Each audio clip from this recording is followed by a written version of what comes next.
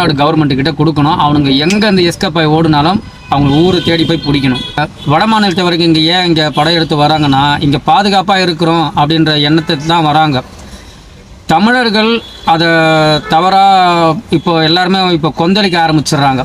கொந்தளிக்க ஆரம்பித்து என்ன பண்ணுறாங்கன்னா அவனுங்கள ஒரு மூணாம் தரம் ட்ரீட்மெண்ட் பண்ணுறாங்க. அவனுங்களும் மனிதர்கள் தான், இந்திய குடிமகன் தான். அவங்களுக்கு எல்லா இடத்துலையும் வரத்துக்கு போகிறதுக்கு உரிமை இருக்குது.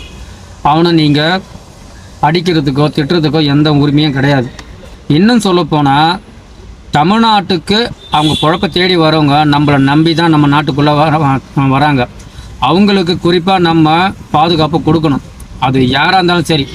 சும்மா ரோட்டில் போகிற நாய் அடிக்கிற மாதிரிலாம் அடிக்கிறதுக்கு யாருக்கும் ரைட்ஸ் கிடையாது. அவனுங்களுக்கும் உரிமை கிடையாது, நமக்கும் உரிமை கிடையாது. அவனுக்கு படிப்பறிவு இல்லாதவனுங்க. இது ஒரு பெரிய ஐடி கம்பெனி. இங்கே வேலை செய்கிறவங்க ஃபுல்லாக வட மாநிலத்தால் தான்.